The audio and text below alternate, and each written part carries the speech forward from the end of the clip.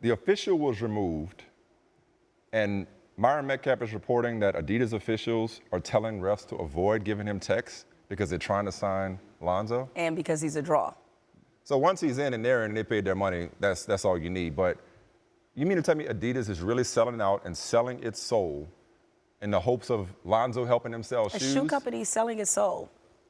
No pun Absolutely. intended. But no, that's disgusting that they would enable this kind of behavior at the expense of the officiating integrity. So props to the official for standing her ground and saying, you're not going to talk to me any kind of way. I'm going to control this game because that's what basketball is about.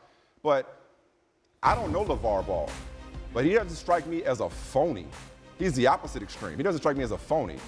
I'm just guessing, I don't think you kissing up to him and enabling him and not calling texts on him so his team sticks around so he doesn't pull him off the court.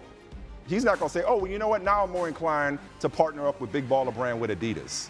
Because that's not real. That's phony. He's going to look at the bottom line when it comes to winning if he makes that decision.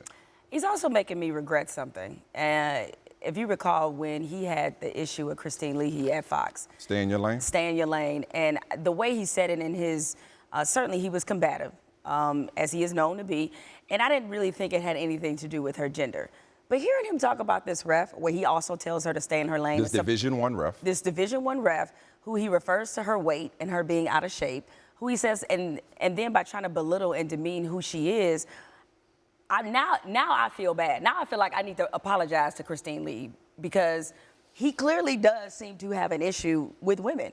He does. And maybe not his wife, because there are a lot of guys I know out there who will treat their wife, their sister, women they know with respect, but not other women. But I need to give that some thought. Can those be two different situations? They could be, but I just know that that it's a consistent tone, it's a consistent level of demeaning women in a position of authority, if you will.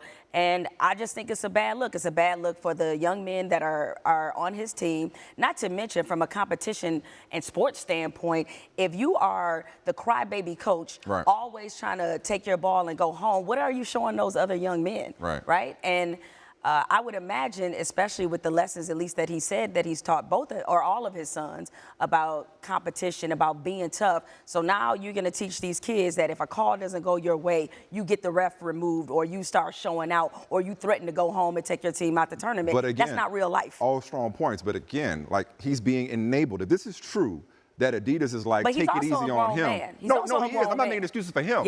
But I'm saying, kick him out the game. Male official, female official, if he's acting out of pocket, kick him out of the game regardless of what kind of money his son could put in your pocket. But, I mean, sadly, Mike, this is, I don't want to paint AAU all No, I'm talking about Adidas. Okay, I don't this even want to paint paint Adidas thing. Adidas, but at AAU, in AAU-type tournaments, these shenanigans do go on. Correct. Right, so.